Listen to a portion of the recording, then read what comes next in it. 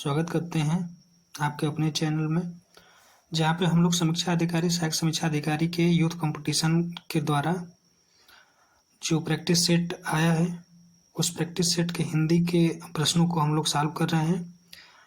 पिछले वाले वीडियो में हम लोगों ने 1 से लेकर के 30 तक के क्वेश्चन को सॉल्व किया और आज हम लोग 31 से लेकर के 60 तक के जो भी क्वेश्चन हैं उनको सॉल्व करेंगे। पिछले वाले वीडियो में थोड़ा एडिटिंग सही नहीं हो पाए थे, जिसमें से कुछ क्वेश्चन के कुछ जो शब्द थे वो कट रहे थे। इस वीडियो में पूरा ध्यान रखा जाएगा कि आप लोगों को किसी प्रकार की कोई समस्या ना हो, जिससे हम लोग अपने क्वेश्चन को अच्छे तरीके से सॉल्व कर सकें। चलिए स्टार्ट करते हैं। हमारा जो आज का 31 क्वेश्चन है, द्विज शब्द के लिए उपयुक्त वाक्य खंड चुनिए।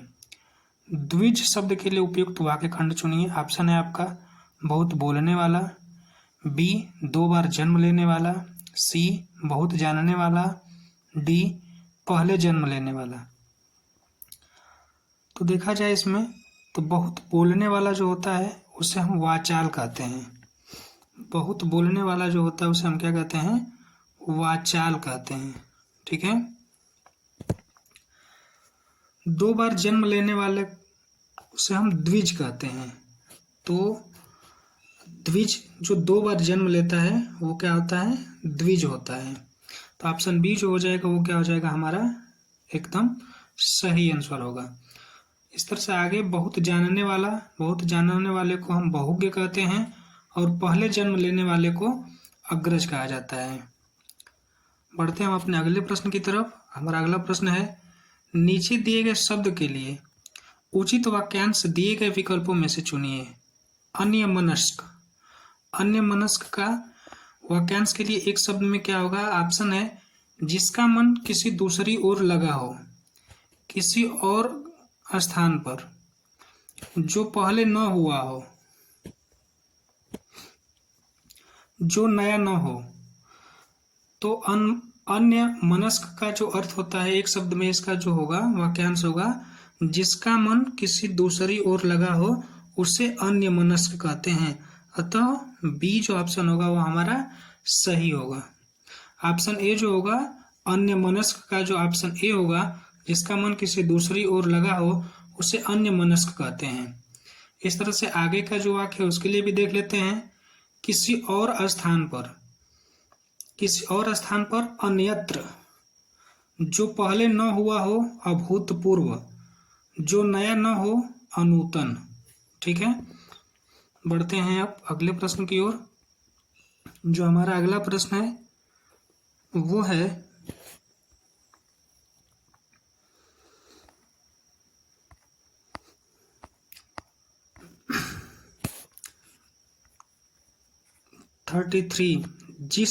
जिसने ऋण चुका दिया हो उस शब्द समूह के लिए एक शब्द बताइए। जो ऋण चुका दिया हो उसके लिए एक शब्द क्या होगा? जो ऋण चुका दिया है उसके लिए एक शब्द, ऑप्शन है ऋणी, बी उऋण, सी कृतज्ञ, डी कर्जदार। तो जिसने ऋण चुका दिया हो उसके लिए होता है उऋण। तो अतः दिए गए विकल्प में विकल्प बी जो होगा वो क्या होगा? सही होगा, उऋण होता है। जिसने ऋण उधार लिया हो वह ऋणी होता है, जो उपकार को मानता हो वो कृतज्ञ होता है। ठीक है। चलते हैं अपने अगले प्रश्न की ओर। हमारा अगला प्रश्न है, निम्नलिखित प्रश्न में 4 विकल्पों में से उस विकल्प का चयन करें जो वाक्यांशों के लिए एक शब्द का विकल्प हो। गुण दोषों का विवेचन करने वाला, गुण दोषों का विवेचन करने वाला क्या कहलाता है? ऑप्शन ए आलोचक, सी गृहस्थ, बी गांगेय, डी अंतेवासी। तो गुण दोष की विवेचना करने वाले को हम क्या कहते हैं? आलोचक कहते हैं। ऑप्शन ए जो होगा वो हमारा सही हो जाएगा। गंगा से उत्पन्न गांगेय गुरुकुल या छात्रावास में रहने वाला अंतेवासी होता है। ठीक है। पढ़ते हैं हम अपने अगले प्रश्न की तरफ। हमारा अगला प्रश्न है 35 में क्या दिया है कि निम्नलिखित में से 4 विकल्पों में से उस सही विकल्प का चयन करें जो वाक्यांशों के लिए एक शब्द का विकल्प है। जो थोड़ा जानता है, जो थोड़ा जानता है उसे एक शब्द में क्या कहेंगे? ऑप्शन है आपका अवज्ञ, बी अल्प, सी अल्पज्ञ या डी सर्वज्ञ। तो जो थोड़ा जानता है उसके लिए सर्वाधिक उपयुक्त शब्द जो है अल्पज्ञ हो जाएगा। तो ऑप्शन सी जो होगा वो हमारा सही आंसर होगा। जो थोड़ा जानता है उसके सर्वाधिक उपयुक्त एक शब्द में अल्पज्ञ है। अल्प जो होता है, अल्प का अर्थ होता है थोड़ा या कम। सर्वज्ञ जो होता है जो सब कुछ जानता है उसे हम सर्वज्ञ कहते हैं। पर्वत की तलहटी, पर्वत की तलहटी अभी हम लोग पिछले वीडियो में इस शब्द के ऊपर चर्चा किए थे, बताया भी था आप लोगों को कि पर्वत की तलहटी को क्या कहते हैं। तो पर्वत की तलहटी को क्या कहते हैं, यह इसका उत्तर आप लोग कमेंट में दीजिएगा, क्योंकि मैं इस प्रश्न का उत्तर बता चुका हूं आप लोगों को। तो पर्वत की तलहटी जो है उसे क्या कहा जाता है, इस प्रश्न को मैं आपके लिए छोड़ दे रहा हूं। आगे बढ़ रहा हूं क्वेश्चन नंबर 37 की तरफ। किए गए उपकार को न मानने वाला वाक्यांश के लिए एक शब्द है। ऑप्शन है आपका कृतज्ञ, बी अपकारी, सी कृतज्ञ, डी अनुपकारी। ठीक है, तो किए गए उपकार को न मानने वाला वाक्यांश के लिए एक शब्द कृतज्ञ होता है। तो दिए गए विकल्प में विकल्प ए जो होगा वो हमारा क्या हो जाएगा, सही हो जाएगा, कृतज्ञ। जो बाएं हाथ से साधा हुआ है के लिए एक शब्द है, जो बाएं हाथ से साधा हुआ है उसे क्या कहते हैं? ऑप्शन आपका सव्यसाची, बी वामपंथी, सी व्रजपाणी या डी वीणापाणी। तो जो बाएं हाथ से साधा हुआ है उसे हम क्या कहते हैं? सव्यसाची कहते हैं।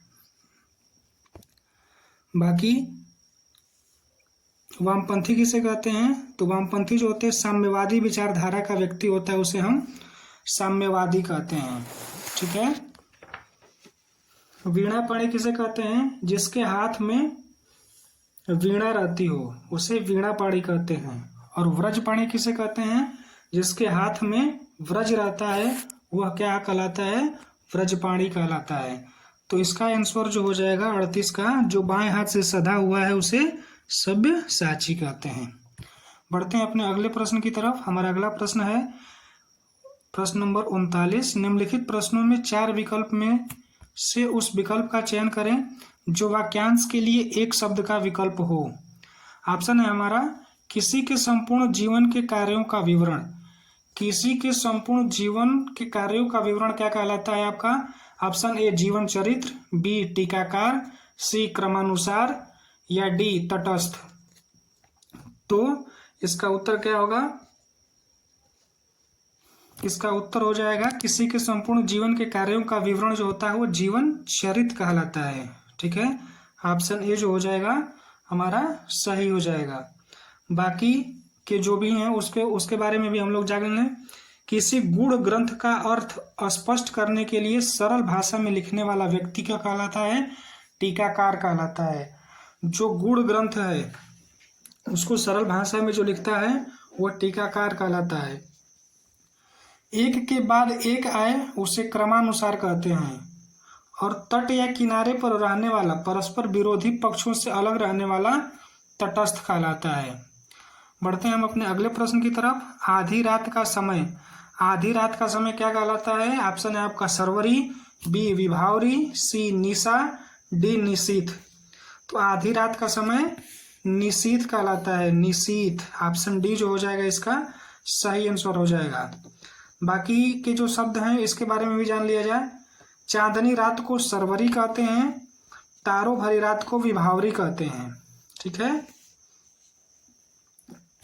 बढ़ते हैं अपने अगले प्रश्न की तरफ। हमारा अगला प्रश्न हो 41 में क्या दिया हुआ है? किसी के क्रिया के अलावा संज्ञा के लिंग के अनुसार किन शब्दों के रूप में परिवर्तित होता है? तो क्रिया के अलावा संज्ञा के लिंग के अनुसार किन शब्दों के रूप में परिवर्तन होता है?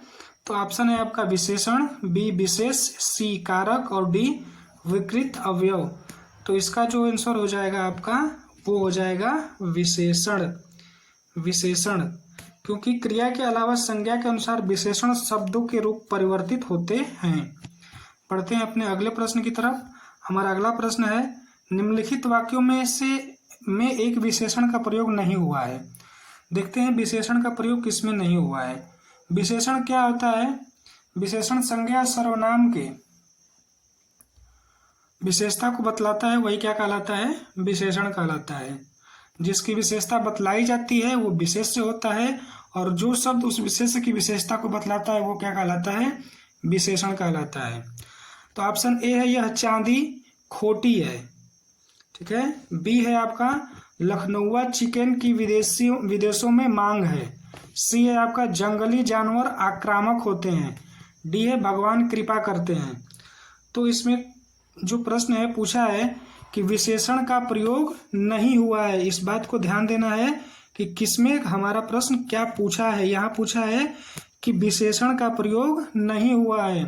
तो यह चांदी खोटी है, तो यह चांदी खोटी है, तो चांदी कैसी है? खोटी है। तो खोटी हमारा क्या हो जाएगा? विशेषण हो जाएगा। इसी तरह से लखनऊआ चिकन, चिकन कैसा है? लखनऊआ है, तो लखनऊआ उसकी क्या है? विशेषता है कि चिकन कैसा है, तो लखनऊआ चिकन है। जानवर, जंगली जानवर आक्रामक होते हैं, तो जानवर की विशेषता है कि वो कैसे जानवर होते हैं? वो जंगली जानवर होते हैं। इसलिए यहाँ पे क्या है? विशेषण का प्रयोग हुआ है।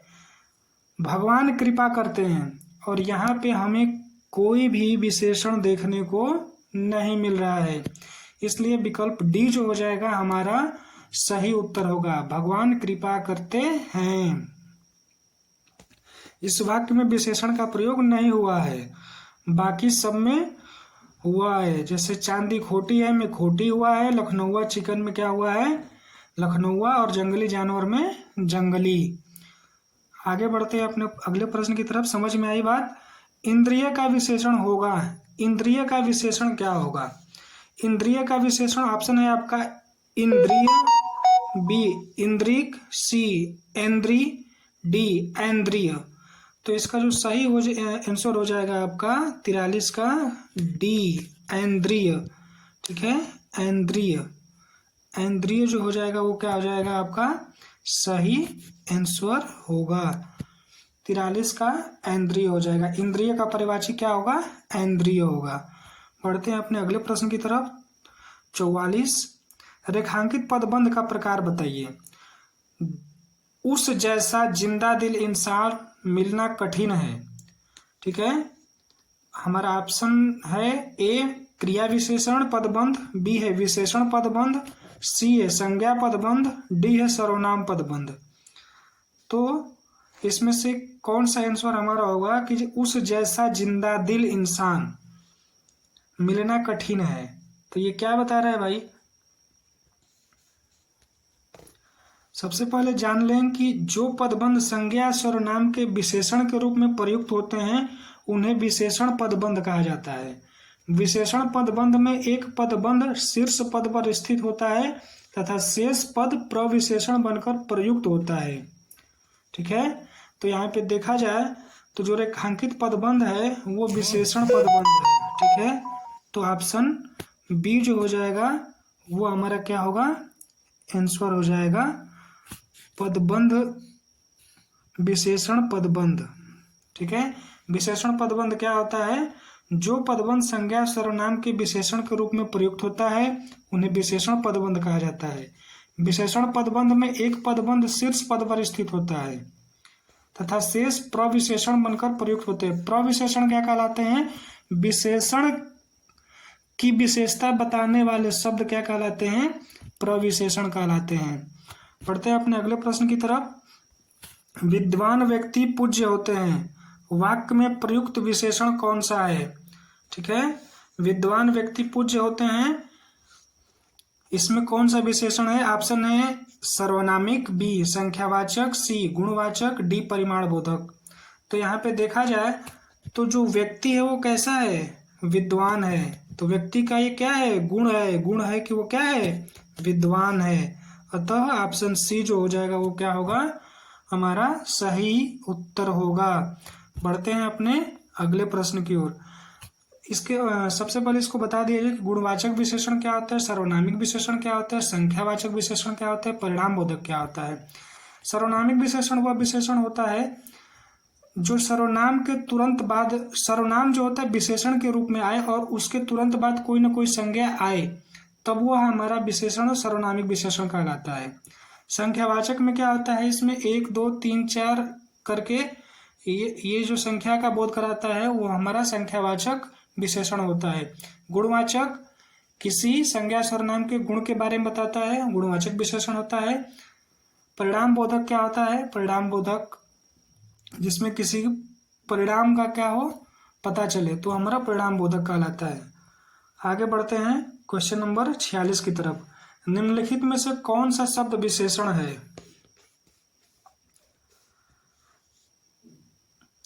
कौन सा शब्द विशेषण है? ऑप्शन ए सीता, बी हमारा, डी रोना और सी नीला। तो इसमें देखा जाए तो सीता किसी का नाम है तो ये संज्ञा हो गया, हमारा सर्वनाम हो गया, रोना क्रिया हो गई। तो जो हमारा सही उत्तर निकल के आ रहा है, नीला शब्द जो है ये क्या है, विशेषण है। और नीला शब्द कौन सा विशेषण है? गुणवाचक विशेषण है। तो हमारा जो 46 का आंसर जो हो जाएगा, उत्तर हमारा सी हो जाएगा।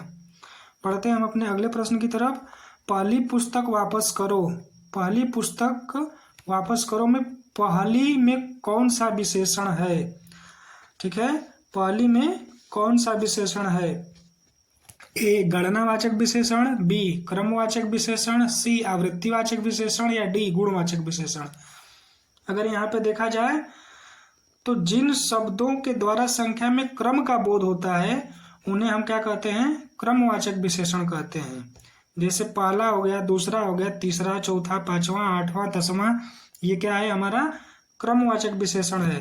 तो यह पूछा है कि पहली में क्या है? पहली पुस्तक वापस करो, अर्थात क्रमवाचक है, क्रमवाचक विशेषण का प्रयोग हुआ है। ऑप्शन बी जो हो जाएगा इसका सही आंसर हो जाएगा। बढ़ते हैं अपने अगले प्रश्न की तरफ। प्रश्न नंबर 48। इनमें से गणनावाचक विशेषण का उदाहरण कौन सा है? गणनावाचक विशेषण, अभी हमने बताया आपको गणनावाचक क्या होता है, वह संख्यावाची विशेषण जो पूर्णांक बोधक और अपूर्णांक बोधक के रूप में गिनने योग्य हों उसे गणनावाचक विशेषण शब्द कहते हैं। तो इसमें ऑप्शन दिया आपका 3, बी दिया है तीसरा, सी दिया है तिगुना और डी दिया है तीनों। तो इसमें पूछा है कि गणनावाचक क्या है, तो गणनावाचक क्या कहलाता है?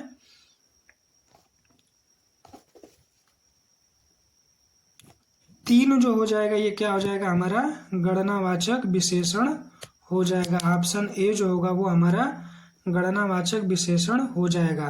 गणनावाचक विशेषण क्या होता है? जिसमें पूर्णांक बोधक या अपूर्णांक बोधक के रूप में गिनने योग्य हैं, वो हमारा क्या होता है? गणनावाचक विशेषण शब्द कहलाते हैं। जैसे 1 2 3 4।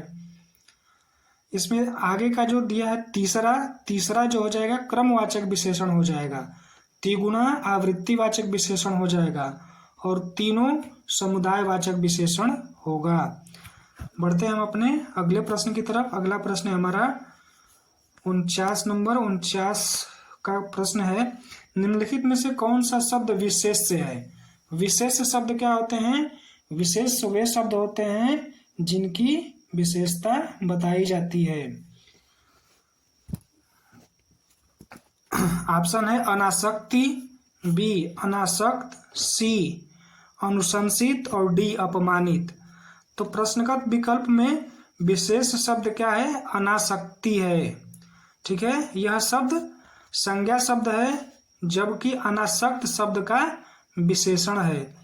ठीक है, तो अनासक्ति जो हो जाएगा हमारा क्या हो जाएगा? विशेष जो हो जाएगा और इसका जब विशेषण होगा जो वो हमारा क्या हो जाएगा?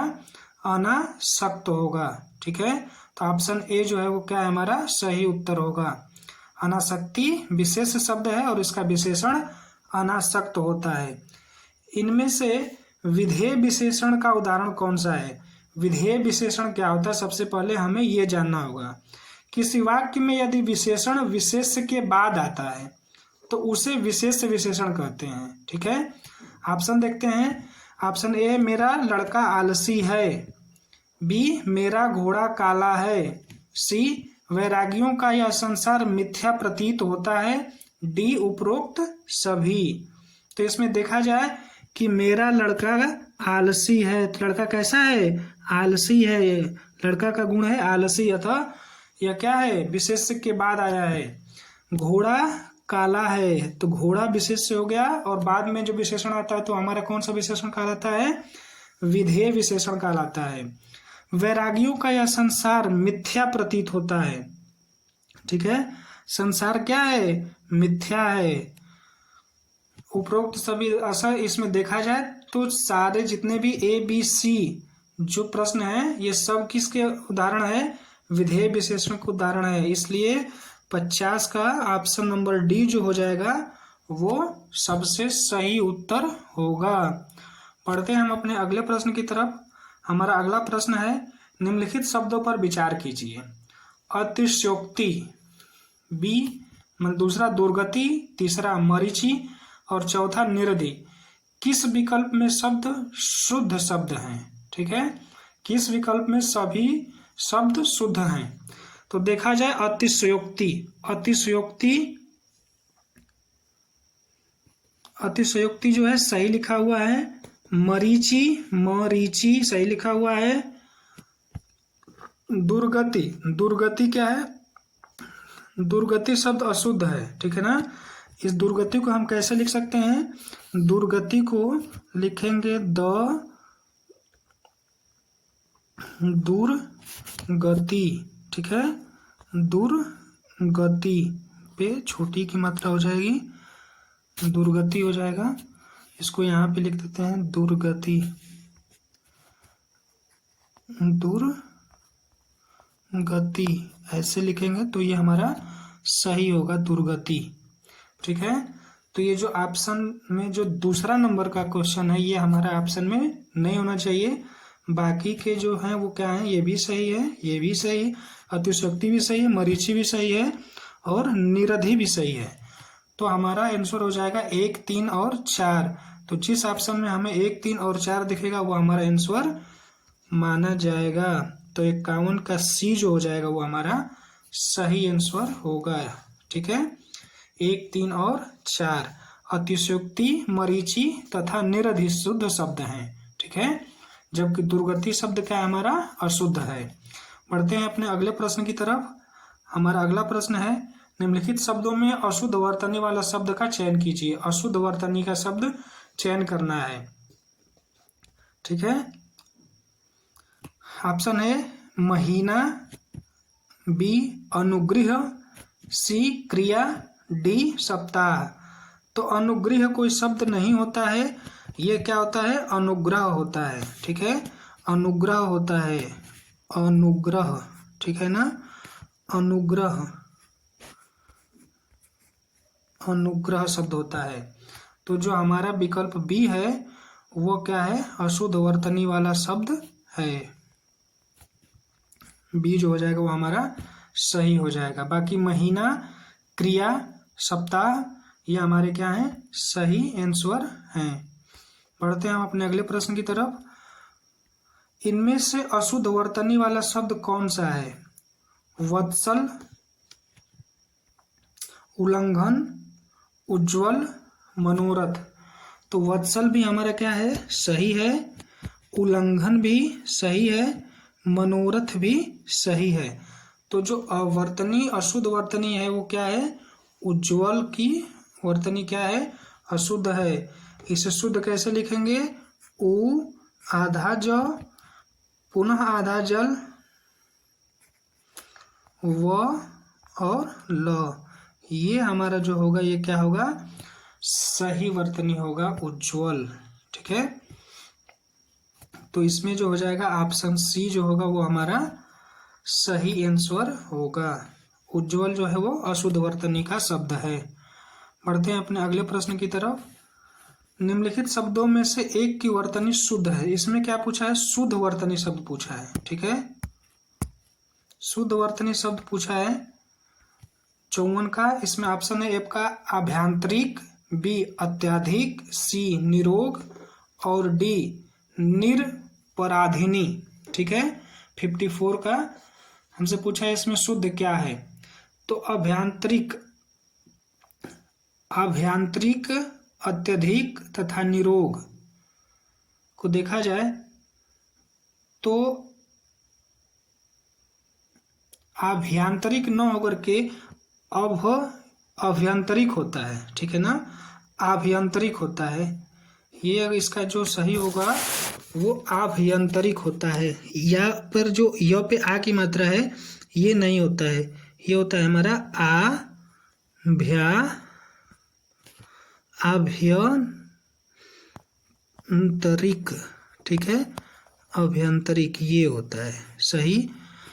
या की मात्रा नहीं होती है। अत्याधिक नहीं होता है, अत्यधिक होता है, ठीक है, इसमें भी जो है आ की मात्रा नहीं होती है। निरोग में जो है वो बड़ी की मात्रा, छोटी की मात्रा नहीं होती है। निरोग में जो होता है वो क्या होता है, बड़ी की मात्रा होती है, निरोग होता है, ठीक है। और निरपराधिनी क्या है हमारा, एकदम सही शब्द है, निरपराधिनी। तो 54 का जो ऑप्शन नंबर डी होगा वो हमारा सही आंसर हो जाएगा, निरपराधिनी, ठीक है।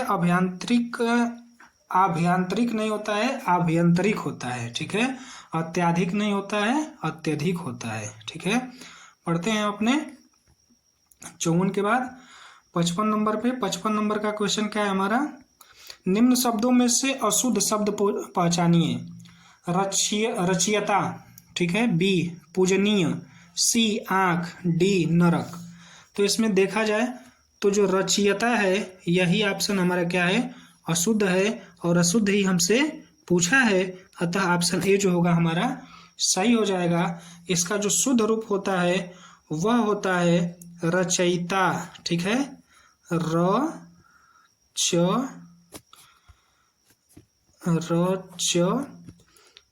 य पर छोटी की मात्रा और तमे आ की मात्रा, रचयिता होता है, ठीक है।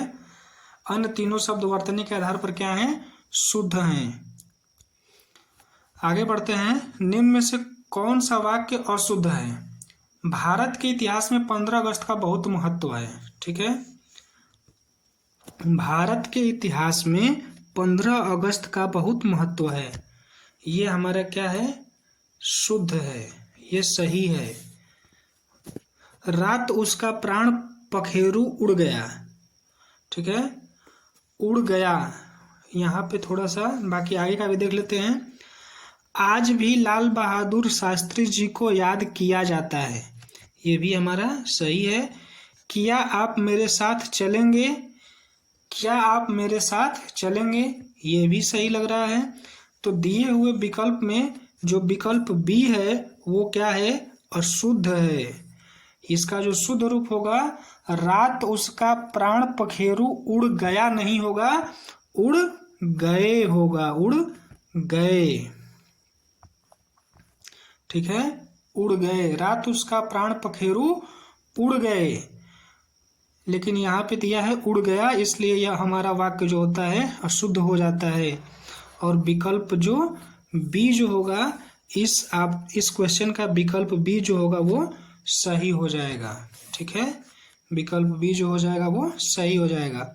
बढ़ते हैं हम अपने अगले प्रश्न की तरफ। हमारा अगला प्रश्न है, निम्नलिखित वाक्यों में से एक शुद्ध वाक्य है।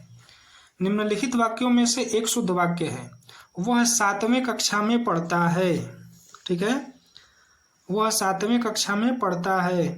बी है, सरयू नदी का घाट बहुत लंबा है, ठीक है, सरयू नदी का घाट बहुत लंबा है। जो लोग बाहर जाना चाहते हैं वह जा सकते हैं, कृपया 1 गिलास पानी दीजिए। तो इसमें जो शुद्ध वाक्य है वो क्या होगा, वह 7वें कक्षा में पढ़ता है। 7वें कक्षा में नहीं होगा, 7वां यहाँ पे गलत है, ये 7वीं होना चाहिए, 7वीं कक्षा में पढ़ता है, 7वीं कक्षा में, ठीक है, 7वीं कक्षा में पढ़ता है, न कि 7वें कक्षा में। बी में क्या, इसलिए ये हमारा ऑप्शन जो है अशुद्ध हो जा रहा है।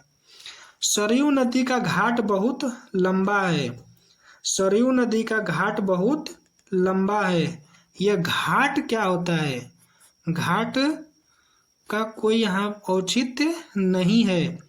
यहाँ पे यह होता कि सरयू नदी का तट बहुत लंबा है, घाट के जगह पे तट होता, तो ये हमारा विकल्प क्या होता, सही हो जाता। लेकिन यहाँ पे घाट दे दिया है, इसलिए यह विकल्प जो है हमारा गलत हो जा रहा है। अब जो लोग बाहर जाना चाहते हैं वह जा सकते हैं, यहाँ पे जो है जो लोग और यहाँ पे है वह, तो यहाँ से ये क्या हो रहा है, क्वेश्चन मिस्टेक हो जा रहा है, क्वेश्चन गलत हो जा रहा है। वह के जगह पे अगर ये वे होता तो हमारा यह शुद्ध वाक्य बन जाता है, इसलिए ये भी विकल्प जो है वो क्या है, गलत है। तो सही विकल्प क्या है, कृपया 1 गिलास पानी दीजिए। 57 का जो डी है वो शुद्ध है, कृपया 1 गिलास हमें पानी दीजिए या कृपया 1 गिलास पानी दीजिए। बढ़ते हैं हम अपने अगले प्रश्न की तरफ। इनमें से एक वाक्य अशुद्ध है, वह है, यहाँ पे क्या पूछा है, अशुद्ध पूछा है। सबसे पहले हमें प्रश्न को अच्छे से पढ़ना होगा कि वो शुद्ध पूछा है कि अशुद्ध पूछा है। तो इस वाले 58 क्वेश्चन में पूछा है अशुद्ध क्या है, मैं दर्शन करने आया हूँ, ठीक है, मैं दर्शन करने आया हूँ, मैं अपनी बात का स्पष्टीकरण करने के लिए तैयार हूँ। सी है आपका, लड़का मिठाई लेकर दौड़ता हुआ घर आया। डी है, वहाँ भीड़ लगी थी। तो इसमें पूछा है शुद्ध वाक्य क्या है। शुद्ध वाक्य जो है वह हो जाएगा, मैं अपनी बात का स्पष्टीकरण करने के लिए तैयार हूँ। ये हमारा क्या हो जाएगा, अशुद्ध हो जाएगा, ठीक है ना। इसमें अशुद्ध वाक्य क्या होगा,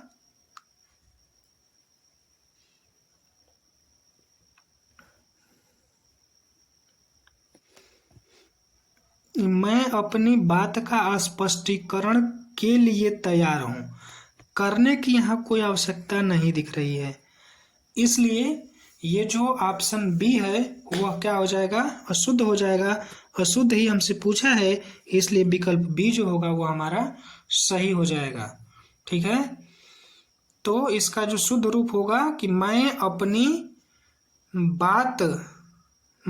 बात के स्पष्टीकरण के लिए तैयार हूँ।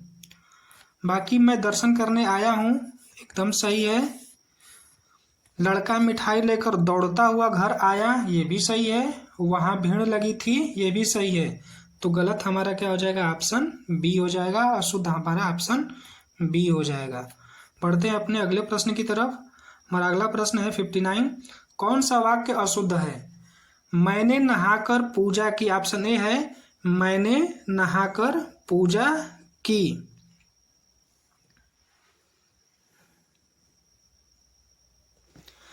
बी है मैंने नहा लिया है। सी है मैंने नहाना है। डी है मैंने स्नान नहीं किया। अशुद्ध पूछा है, सबसे पहले तो ये देखना है कि हमसे पूछा क्या है, तो अशुद्ध पूछा है। मैंने नहाकर पूजा की, एकदम सही है। मैंने नहा लिया है, मैंने नहा लिया है, मैंने नहा लिया है। हालांकि अगर यहाँ पर रहता कि मैंने नहा लिया, ये भी सही है। मैंने नहाना है, मैंने नहाना नहीं है, मुझे नहाना है, ठीक है, मुझे नहाना है, ये सही होगा, मुझे नहाना है। मैंने स्नान नहीं किया, तो नहीं किया तो कोई बात नहीं, कल कर लेना भाई।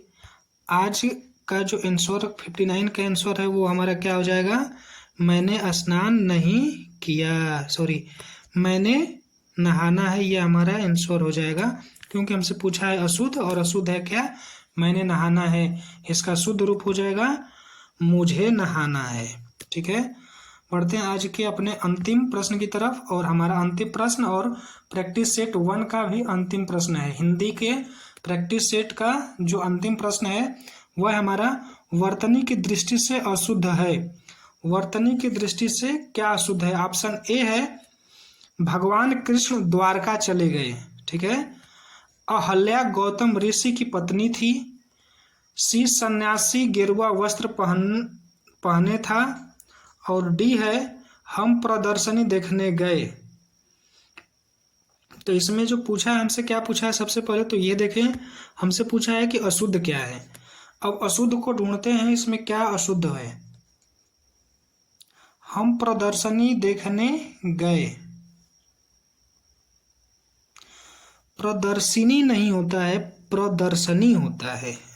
यहाँ पे क्या है, वर्तनी संबंधी त्रुटि दिखाई जा रही है।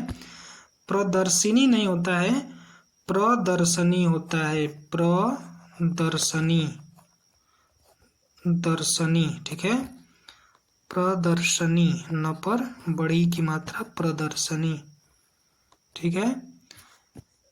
थोड़ा सा पेन हमारा सही नहीं है, इसको हम सही करने का प्रयास करेंगे।